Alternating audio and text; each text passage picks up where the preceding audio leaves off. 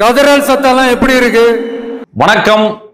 தமிழக வெற்றி கழகத்தின் உயிர் துடிப்புகளுக்கு வணக்கம். நேற்றைய தினம் நம் கட்சியின் பொதுக்குழு சீரும் சிறப்புமாக செம்மையாக தரமான சம்பவங்களோடு எதிர்பாராத பல ட்விஸ்ட் அண்ட் டோன்களோடு ரொம்ப சிறப்பாகவே நேற்று நடந்து முடிந்தது. எப்படி சொல்றது, ட்விட்டர் ஓபன் பண்ணாலே அதாவது அமைச்சர்கள் முதல் அடிமைகள் வரை கதறல் சத்தம் ரொம்ப அதிகமாகவே இருக்கு. நேற்று தளபதி பேச ஆரம்பிக்கும் போதே கதறல் சத்தம்லாம் எப்படி இருக்குன்னு சொல்லி ஒரு வைப்ல தான் ஆரம்பிச்சு விட்டாரு. ஆனா பேசுறதுக்கு முன்னாடி சொன்னாரு, நம்ம கட்சியில இருக்கவங்கலாம் பயங்கரமா போட்டு புழக்கிறாங்க, நம்ம ரமேஷ் ஆதவ் எல்லாம் போட்டு கிழிக்கிறாரு, நானும் அந்த மாதிரி அடிக்கணுமா சொல்லுங்கன்னு கேட்டாரு. அங்க அரங்கமே அதிர்ச்சி கொஞ்ச நேரம். அதெல்லாம் இவங்க டிவியில காட்டியிருக்க மாட்டாங்க.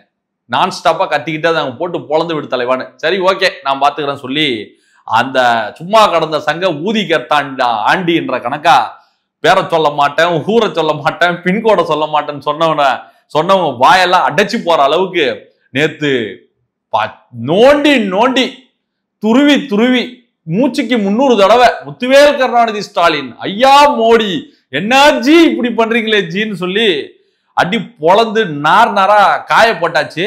நேரடி தாக்குதல் தான். ஒவ்வொரு விஷயமும் சும்மா பொட்டில் அடிச்ச மாதிரி ஜனரஞ்சக மக்களுக்கு புரியுற மாதிரி அவங்க பாணியில தளபதியோட ஸ்டைல்ல நேத்து அடிச்ச அடி. இன்னைக்கு போன் மேல போனுங்க எனக்கு.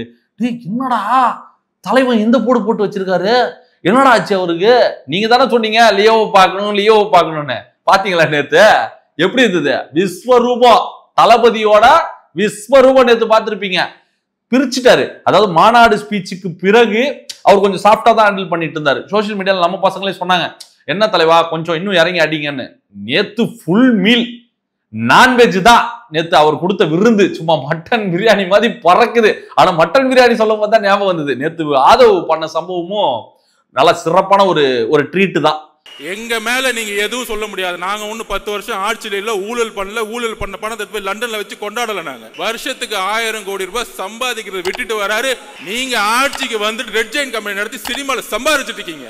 ஆட்டை போட்டு பொளந்து எடுத்து ஃப்ரை ஆக்கி படையல் போட்டு விட்டார் நேத்து ஆதவும். சரி, குறிப்பா பாத்தீங்கன்னா நேத்து எனக்கு ரொம்ப சர்ப்ரைஸா இருந்தது. நம்ம ரமேஷ் ப்ரோ பேசுனது ஓகே, அவர் ஆஸ் யூசுவல் ஒரு பேச்சாளர், அவருக்கு அரசியல் அந்த நாலேஜ் இருக்கு, அவர் பயங்கரமா பேசுவார்ன்றதெல்லாம் நமக்கு தெரியும். எனக்கு சர்ப்ரைஸா பட்டதே நம் கட்சியின் கழக பொதுச் செயலாளர் அண்ணன் ஆனந்த் அவர்களோட அந்த ஸ்பீச் தான். என்னங்க சாமியும் இறங்கிடுச்சா அவருக்குள்ள. அப்படி ஒரு ஆக்ரோஷம், அப்படி ஒரு நெருப்பு மாதிரி பேசினாருங்க அந்த மனுஷன். ட்ரோல் பண்ணவங்க மூஞ்சி எங்க போய் வச்சுப்பாங்க? இப்போ அவருக்கு பேச தெரியுமா, அவரால் பிரஸ் மீட் கொடுக்க தெரியுமா, அரசியல் தெரியுமாலாம் கேட்டுட்டு இருந்த சில முட்டாள் தற்குறிகளுக்கு நேத்து அவர் பாணியிலேயே பதில் கொடுத்தாரு. உனக்கு என்னதாண்டா வேணும்னு சொல்லி கேட்டாரு நேத்து. ஐயோ டாப் நாச்சுங்க, கதாநாயகனுங்க நேத்து ஆனந்த் சார் தான். பின்னிட்டாரு. நான் எதிர்பார்க்கவே இல்லை. அரங்கம் சும்மா அதிர்ந்துருச்சு. அதாவது தன் உணர்வுகளை நான் அந்த அதாவது நிகழ்ச்சி முடிஞ்சதுக்கு பிறகு பர்சனலா நான் போயிட்டு அவரை சந்திச்சு பேசினேன். ஆனா என்னென்ன பண்ணிருக்கீங்க, ஏன்னா இப்படி போட்டு பொழந்து எடுத்துட்டீங்க, என்னென்ன ஆச்சுன்னு கேட்டா, டே எனக்கு தெரியலடா, எனக்கு அந்த ஸ்டேஜை பிடிச்சி அவர் பேசின உடனே எனக்கு என்ன அறியாம ஒரு விஷயம் வந்தது எனக்கு, அதனாலதான் பேசி தள்ளிட்டேன்னு. அப்பதான் சொல்லுவாங்க, யாரையுமே அண்டர் எஸ்டிமேட் பண்ணாதீங்கடா, எல்லாருக்குள்ளயும் ஒரு திறமை இருக்கு, எங்க அதை வெளிப்படுத்தணுமோ அங்க வெளிப்படுத்துவாங்க சொல்லி நேற்று ஆனந்த் சாரோட ஸ்பீச்சு, ரமேஷோட ஸ்பீச்சு, நம்ம ஆதவ் சாரோட ஸ்பீச்சு, சிடிஆரோட ஸ்பீச்சும் ரொம்ப நிதானமா நிறுத்தி அழகா தெளிவா இஷ்யூ பேஸ்டான பிரச்சனைகள், இங்க என்னென்ன இந்த மன்னராட்சியில என்னென்ன பண்ணிக்கிட்டு இருக்காங்க, ஒரு ஐஏஎஸ் ஐபிஎஸ் அதிகாரி மந்திரிகள்லாம் நிற்பாங்க, இவங்க உட்காந்து ட்ரோன் விட்டு விளையாடிக்கிட்டு இருக்காங்கன்றதெல்லாம் ரொம்ப தெளிவா அண்ணன் சிடிஆர் அவர்களும் தெளிவா பேசி வெளுத்து விட்டார் அவர் பங்குக்கு. ஒரு சிறப்பான ஒரு நிகழ்வா தான் இருந்தது. பல தீர்மானங்களை நிறைவேற்றினாங்க.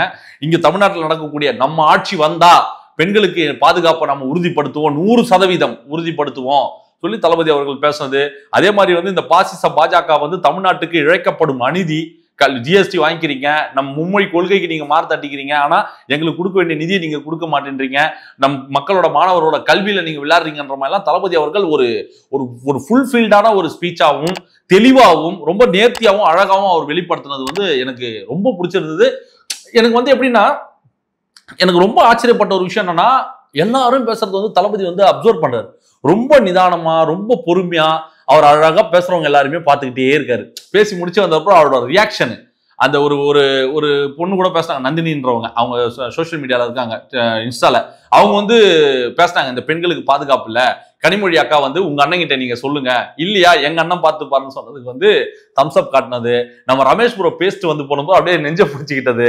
அதுக்கப்புறம் ஆனந்த் சார் வந்து ஆக்ரோஷமா பேஸ்ட் நன்றி சொல்லிட்டு போகும்போது தண்ணி எடுத்து கொடுத்ததுன்னு சொல்லி அவர் கியூட்டான மொமெண்ட்ஸாவும் வெளிப்படுத்தினாரு. அதே நேரம் அந்த கோபம், அந்த டிரான்ஸ்பர்மேஷன் அப்படி வந்து நின்னப்போ இந்த மக்களோட பிரச்சனைகளை பத்தி பேசும்போது அவர் வேற மாதிரி ஒரு தலைவனா எங்க முன்னாடி தெரிஞ்சாரு.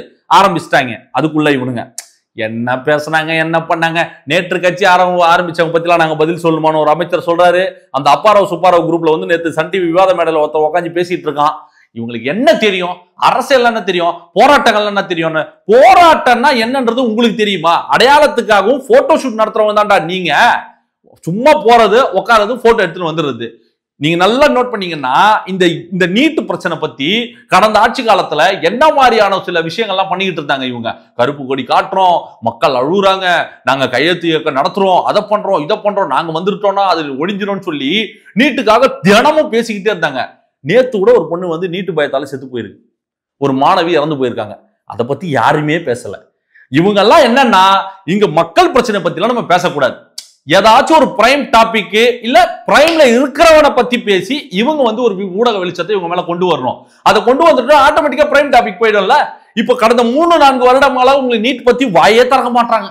ரகசியம் தெரியும் சொன்னாங்க. இன்னைக்கு டெய்லி மக்கள் செத்துக்கிட்டு இருக்காங்க நீட்னால. ஃபீஸ் கட்ட முடியாம பயத்தினாலே மாணவர்கள் தற்கொலை பண்ணிக்கிறாங்க. இதை கடந்த ஆட்சியா தான் இவங்க சும்மா இருந்திருப்பாங்களா? ஐயோ வையகமே வானகமே, ஐயோ இந்த நீதி கேட்க யாரும் இல்லையா, நாங்க தாண்டா உங்களை காப்பாத்த வந்த ஜகத் ரட்சகன் சொல்லிட்டு இவங்க இறங்கி வேலையை பார்த்திருக்க மாட்டாங்களா? இவங்க எல்லாம் நடிப்பு. அதனாலதான் வந்து நாடக கம்பெனிடா நீங்கன்றத தளபதி அவர்கள் வந்து மேடையில வெளுத்து விட்டாரு. அதையும் தாண்டி பாசிஸ்டான்னு சொல்லி ஆதவர்ஜன் போட்டு பொழந்தா இருப்பாருங்க. இவர்களுக்கு ஒரு நியாயம், மற்றவர்களுக்கு ஒரு நியாயம். அதெல்லாம் வந்து 2026 மக்கள் உங்களை போட்டு வெளுன்னு வெளுக்க போறாங்க. உங்களுக்கான வந்து ரிட்டையர்மெண்ட் கொடுக்கறதுக்கான டைம் உங்களுக்கு வந்துருச்சு. கூடிய சீக்கிரமா உங்களுக்கு ரிட்டையர்மெண்ட் கொடுத்து வீட்டுல உட்கார வைக்க போறோன்றதெல்லாம் தளபதியும் சரி ஆதவர்ஜுனா அவர்களும் சரி போட்டு வளர்ந்து எடுத்துட்டு இன்னைக்கு முழுக்க சோசியல் மீடியால ரொம்ப ஆனந்தமா இருக்கு. நான் எல்லாத்தையும் அப்சர்வ் பண்ணிக்கிட்டே இருக்கேன். ஏன்னா ஒரு விஷயம் போதுன்னா ஜனரஞ்சகமா அது எந்த அளவுக்கு மக்கள் கிட்ட போய் ரீச் ஆயிருக்கு. தளபதியோட ஸ்பீச், நிறைகள் என்ன, குறைகள் என்ன, இதுல ஏதாச்சும் ஒரு தப்பு, எப்படி சொல்றது, இதுல ஏதாச்சும் ஒரு குறைகள் இருந்ததுன்னா அதுல ஆரோக்கியமான சில விமர்சனங்கள் தளபதி மீது வைக்கிறாங்க, இல்ல மற்ற விஷயங்கள் மேல வைக்கிறாங்கன்னா அதை எடுத்து நம்ம கன்வே பண்ணுவோம். அது வந்து தலைமைக்கு நம்ம கொண்டு போவோம். ஏன்னா மாற்றங்கள், ஒரு விமர்சனம் ஆரோக்கியமா வருதுன்னா அதை மாத்திக்கிறது தான் நம்ம தளபதி. அந்த மாதிரி விஷயத்தெல்லாம் வந்து ஆரோக்கியமான விஷயம் வருமானு பார்த்தா அவதூறுகளும் அபிசஸ்களையும் அள்ளி போட்டுக்கிட்டு இருக்காங்க. யாருடா அதுன்னு சொல்லி முகமுடியை தூக்கி பார்த்தா ஊபிஸ் பாயாச பசங்க. சரி, ஓகே, நீங்க கதறுங்க, உங்க வேலை தானே. ஏன்னா அடுத்த 1 மாசத்துக்கான கண்டென்ட் தளபதி கொடுத்துட்டு போயிட்டாரு. இவங்க கதறிக்கிட்டே இருக்க வேண்டியதுதான். அந்த ஆனந்த் அவர்களையும் நீங்க இனிமே வந்து ட்ரோல் மெட்டீரியலா பயன்படுத்த முடியாது. தளபதி பீஸ் கிட்டே போக முடியாது. வேற என்ன கிடைக்கும், என்ன பண்ணலான்னு பார்த்தா பலூனு பறக்க விட்டாங்க, பலூனை போய் கேட்கறாங்கன்னு இஷ்டத்துக்கு ஒண்ணுமே. நீங்க நல்லா பாருங்க, தளபதி ஸ்பீச்ல ஏதாவது ஒரு குறை, ஏதாவது ஒரே ஒரு குறை, இப்படி தளபதி பேசுறது தப்பு, இப்படி பேசிடக்கூடாதுன்னு பொதுமக்கள் யாரா சொல்றாங்களா? பப்ளிக்ல வந்து மைக் எடுத்துட்டு போய் கேட்கறாங்க ஒவ்வொருத்தர்கிட்டயும். ஜனரஞ்சகமா மக்கள் சொல்ற பதில் என்னன்னா, சரியான ஒரு விஷயத்தை தான் தளபதி அவர்கள் விஜய் பேசியிருக்காரு, எங்க ஓட்டு தளபதிக்கு தான் சொல்லி மக்களோட ஆதரவு இங்க பெருகிட்டே போகுது. கடைசியா தலைவன் சொன்னா பாருங்க, ஒன்னு டிவிக்கே ஒன்னு டிஎம்கே. இவங்க இந்த பத்திரிகையாளர்கள் போர்வையில இருக்கக்கூடிய போலி பெரியாரிஸ்டுகள், போலி பத்திரிகையாளர்கள், கூலிக்கு மாரடைக்கும் ஊடகவியலாளர்கள் எல்லாம் வந்து இனி வாயை திறக்க முடியாது. இவங்க ஏற்படுத்தணும்னு நினைக்கிற அந்த நரேஷனை வந்து நேத்து ஒரு 10 நிமிஷம் ஸ்பீச்ல பஞ்சா பறக்க விட்டாரு. இவங்களும் திமுகவுக்கு வந்து பலம் கூடுது, அதிமுக கூட்டணி போது, தனித்து விடப்பட்டதா தாவேக்கான்னு சொல்லிட்டு டம்ளைனை போட்டு சில்லறை அப்படியே பொறுக்கிக்கிட்டு இருந்தவங்களுக்கு எல்லாம் வந்து நேத்து செவிலு மேலே வச்சு அமிச்சாரு எங்க தளபதி. இங்க போட்டியா 2 பேருக்கு மட்டும்தான். மீதி இந்த ஆமக்குட்டி ஆட்டுக்குட்டிக்கெல்லாம் நாங்க பதில் சொல்ல வேண்டிய அவசியம் எங்களுக்கு கிடையாது. எங்களோட நேரடி எதிரி, தமிழ்நாட்டின் எதிரி திமுக தான் என்பதை நேரடியாக முத்துவேல் கருணாநிதி பேரை சொல்லியே பிரகடனப்படுத்தி விட்டார் எங்கள் தளபதி. சோ நீங்களும் இந்த நரேஷனை நீங்க வந்து இந்த பத்திரிகையாளர் ஏற்படுத்தக்கூடிய இந்த ஃபேக்கான நரேஷன் நம்பாதீங்க. மக்கள் கிட்ட கொண்டு போங்க, வீதியா போங்க, வீடா போங்க, நீங்க கேன்வாஸ் பண்ணுங்க. அவங்களுக்குன்னா வந்து 5 வருஷம் ஆண்ட கட்சி அனுபவம் இருக்கான்னு கேக்குறாங்க. இளைஞரோட சக்தினா என்ன, இளைஞரோட பவர்னா என்ன? அண்ணா அவர்கள் கட்சி ஆரம்பிக்கும் போதும் சரி, எம்ஜிஆர் அவர்கள் கட்சி ஆரம்பிக்கும் போதும் சரி, இந்த இளைஞரோட சக்தினாலதான் அவங்க வந்து இன்னைக்கு ஆட்சி கட்டல் அமர்ந்தாங்க. இன்னைக்கு இருக்கக்கூடிய இளைஞரோட சக்தி என்ன என்பதை இந்த 2026 நம்ம காட்டணும். அதனால ஒவ்வொரு வீடா போயிட்டு பிரச்சாரத்தை நீங்க இந்த நிமிஷத்துல இருந்து ஆரம்பிங்கன்றத இந்த இடத்துல நான் உங்ககிட்ட சொல்லிக்க விருப்பப்படுறேன். 2026 நமக்கான களமாக இருக்கணும். அதுக்கு கடுமையாக உழைக்கணும், இரவு பகல் பாராமல். அடுத்த 10 மாசம் நம்ம உழைச்சோம்னா ஆட்சி நம்ம கையிலங்க. அதனால தைரியமா இறங்கி பண்ணுங்க. நம்ம கூட நம்ம தளபதி இருக்காரு, தளபதி கூட தமிழ்நாட்டு மக்கள் இருக்காங்கன்றதை சொல்லிட்டு இந்த வீடியோவை நான் நிறைவு செய்கிறேன். சப்ஸ்கிரைப் பண்ணுங்க, லைக் பண்ணிட்டு இந்த வீடியோ பாருங்க. நன்றி, வணக்கம்.